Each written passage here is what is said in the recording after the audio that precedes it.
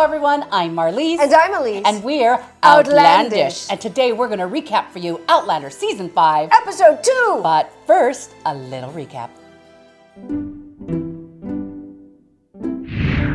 Murtaugh and his rebel regulators are on a warpath. They're tarring and feathering anyone who's ever taxed them. A little tar and feather and those guys are like, oh my god, I'm gonna die. Do you have any idea what women go through with the waxing? Man up. Do they make you drop them and spread them? No. Did you see Season 2? Are you ready for the Brazilian? I don't even know what that means.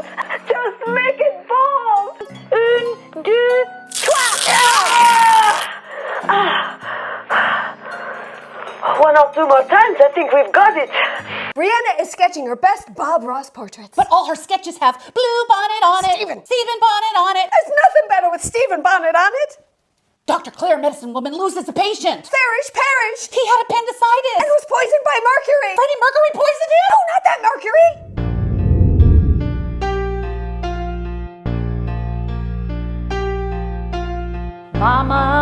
Mama, you just killed a man. Shoved blue pills inside his head. He swallowed them and now he's dead. Mama, you killed him. Jamie continues to hunt for Murtaugh. And Lieutenant Knox is all up his ass the whole way. Knox just wants to score some land and a fly crib like Jamie has. And Jamie just wants him to stop being an ass and show some compassion. Claire is performing an autopsy on poor Farish's body. So she can find out how he died. And Brianna and Elyse are totally grossed out. Claire sees Marlise carving up some animal like a butcher. Marlise's gonna come in real handy in Claire's new carvery. Jamie and Knox arrive in Hillsborough. And it's all going to hell in a handbasket. They've arrested 3 of the tar and feather bunch. Thankfully, Murtaugh's not one of them. Jamie is caught between a rock and a hard place. Or between two fires. Clever, huh? Knox decides he's gonna shish kebab one of them. Captain Mackenzie is at target practice. But he's shooting at Tufty Fluffy Tail. Who? Like Smokey the Bear without the forest fires. But Roger is a crap shot. He aims at Tufty Fluffy Tail. He fires! Ah! I'm alright. Roger couldn't shoot me. Bree knows that Roger wants to go back. Back to the future. That's really heavy, man. There's that word again, heavy. Why are things so heavy in the future? Is there a problem with the Earth's gravitational pull? But Bree is perfectly fine staying at Fraser Ridge. With no plumbing. Marcely flips out when Claire takes her back to the lab.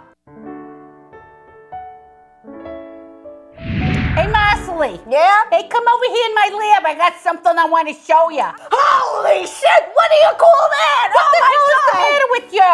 Oh God, help us all! Look at that! Who is that? It's Mr. Parrish. Oh no! Who is in the box? It's a bunch of rocks, okay? I am doing an autopsy on Mr. Parrish. I gotta cut him open. Oh my let the God! guts Didn't make come me all say out. it, Claire! Didn't make me say it. Was my mother right? Are you a witch? Your mother.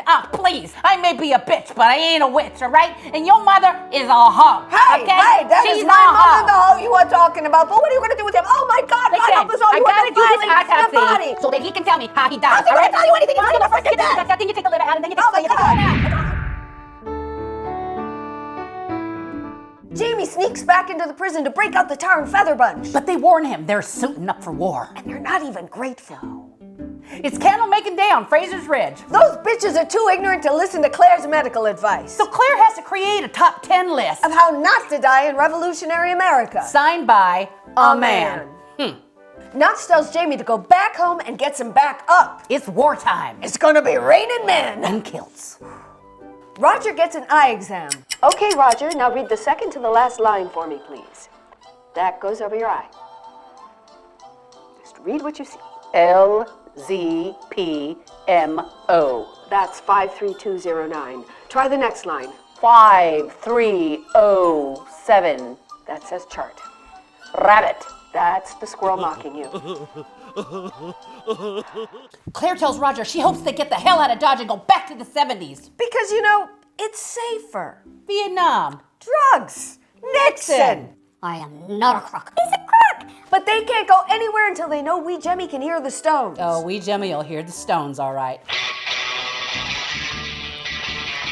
The Tar and Feather Gang are headed back to Murtaugh's HQ. And Murtaugh's catching crap from them because they think that his loyalties are with his godson. But they're not, they're with his peeps. Claire's gone on a baking spree. The bread she's baking is to create mold for penicillin.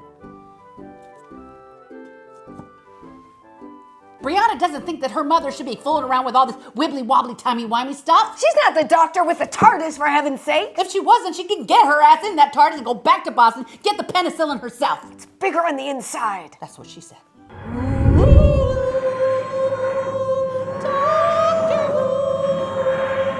Back at the Ridge, Roger is getting down to some three-dog night. Jeremiah is my baby. Dinner can if he is mine. I take his nappy bud, Take him through the stones and go back to a civilized time. Ain't nothing like a civilized time. Roger finds Bree's sketches with Stephen Bonnet on it. And everything's worse with Stephen Bonnet on it. Everything's worse with Stephen Bonnet on it. Just as wee little Jemmy begins to walk, Roger gets that back to the future. look on his face. Hey, it's an episode of Glow. Whoa, what's Glow? Gorgeous Wenches of Wrestling. Will we? Will we? Wow.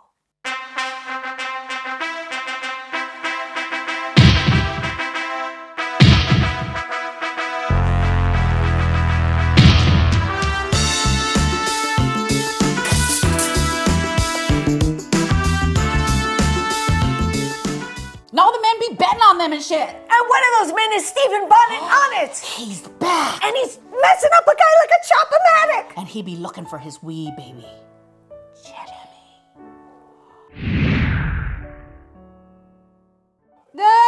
Stephen Bonnet on it is back. Oh, God, he's trying to take Jack's place. Oh, Black no. Jack's I place. know. I don't think he's as evil as Black Jack Randall, though. I think we're going to have to wait and find out. Ooh, she knows. She's read ahead. Yikes. Yeah.